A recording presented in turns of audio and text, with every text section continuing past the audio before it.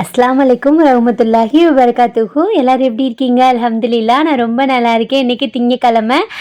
எல்லாருக்கும் ஹாப்பி தீபாவளி. எல்லோரும் சேஃப்டியாக கொண்டாடுங்க. இந்த வீடியோ நான் போடும்போது தீபாவளி முடிஞ்சு நைட் ஆகிருக்குமே. நான் வந்துட்டு இப்போ அம்மா வீட்டுக்கு தான் கிளம்பி போயிட்டு இருந்தேன். போகும்போதே பார்த்தீங்கன்னா மழை ஸ்டார்ட் ஆயிருச்சு. மழையில் நனைஞ்சிட்டு போகிறதுக்கு எனக்கு பிடிக்கும் தான்.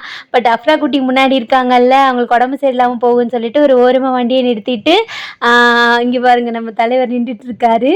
நானும் அஃப்ரா குட்டி இப்படி நின்றுட்டு இருந்தோம். சரி நின்ற கேப்பில் அவங்க சிஸ்டருக்கு ஃபோன் பண்ணலான்னு சொல்லிட்டு அவங்க சிஸ்டருக்கு ஃபோன் பண்ணி பேசிக்கிட்டு இருந்தோம்.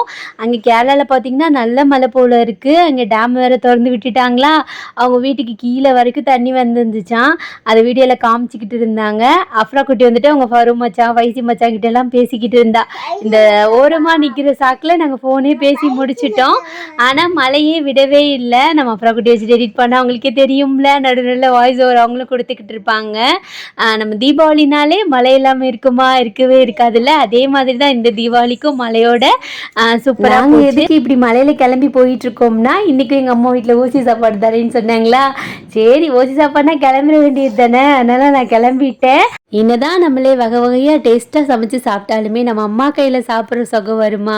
அது நம்மளாக இருந்தாலும் சரி, மற்றவங்களா இருந்தாலும் சரி, அது அம்மானாலே கொஞ்சம் ஸ்பெஷலாக தான் இருக்கும்ல. சும்மா வெறும் புளிக்குழம்பு ரசம் அந்த மாதிரி செஞ்சு கொடுத்தாலுமே அம்புட்டு டேஸ்ட்டாக இருக்கும். எங்கள் அம்மாலாம் நான் சின்ன பிள்ளையில் தனியாக ஒரு சாம்பார் செஞ்சு கொடுப்பாங்க. அது அவ்வளோ ருசியாக இருக்கும். அந்த மாதிரி சாம்பார் இப்போல்லாம் இல்லை. அப்போ எங்கள் அம்மா காட்டுக்கு போயிட்டு வரும்போதே காய்கறியெல்லாம் பறிச்சுட்டு வருவாங்களா, அப்படியே வந்துட்டு செஞ்சு கொடுப்பாங்க. எனக்கும் எங்கள் அண்ணனுக்கும் அவ்வளோ சூப்பராக இருக்கும். அதெல்லாம் ஸ்வீட் மெமரிஸ் இல்லை. அப்புறம் தூங்கும் போது என் சைடு திரும்பி படுமா அப்படின்னு சொல்லிட்டு எங்கள் அண்ணன் சொல்லுவாங்க. நான் வந்துட்டு என் சைடு திரும்பி படுமான்னு சொல்லிட்டு நான் சொல்லுவேன். பெரிய போர்க்களமே நடந்துடும். எங்கள் அம்மா என்ன சொல்கிறது, எங்கள் அம்மா தான் பாவம், எங்கிட்டு திரும்பி படுக்கிறது சரி தெரியாமல் நேரப்படுத்திடுவாங்க. எல்லா வீட்லேயும் மோஸ்ட்லி இப்படி இருந்திருக்கோம்ல. இன்றைக்கி நம்ம வீட்டில் பார்த்தீங்கன்னா தேங்காய் சோறு, கறி, தால்ச்சா சூப்பராக இருந்துச்சு. அல்ஹம்துலில்லாஹ்.